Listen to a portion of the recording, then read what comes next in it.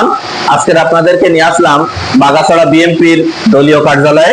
তো এখানে আসার একটি কারণ, সেটা এনারা গাছের প্রতি কতটা যত্নশীল আপনি না দেখলে বুঝতে পারবেন না, সেটা দেখানোর উদ্দেশ্যে আপনাদেরকে এই দলীয় কার্যালয়ে নিয়ে আসলাম।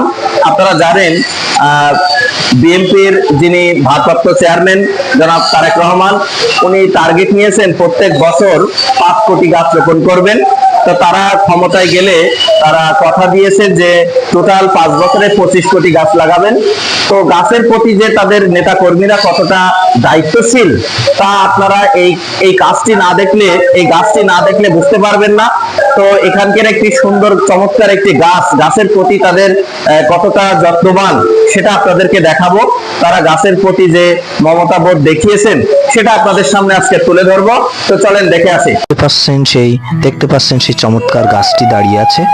তো দেখুন, এই ক্লাবটি যখন তারা তৈরি করে তখন এই গাছটি সামনে ছিল, টিন শেড দিয়ে দেওয়ার কারণে এই গাছটি তারা মারেনি। গাছের প্রতি যে সুন্দর মমতা বোধ তারা দেখিয়েছে, গাছটি না মেরে কিভাবে টিন দিয়ে ছাউনি তৈরি করা যায় সেটা তারা তৈরি করেছে। তো এই অসাধারণ নজির কিন্তু এই বিএনপির নেতাকর্মীগুলো দেখিয়েছে। তো যাই হোক, গাছের প্রতি তাদের ভালোবাসা, এটা একটা উজ্জ্বল দৃষ্টান্ত। এই গাছ দেখতে পাচ্ছেন, গাছটি কি সুন্দর চমৎকার। চলেন শুনে আসি।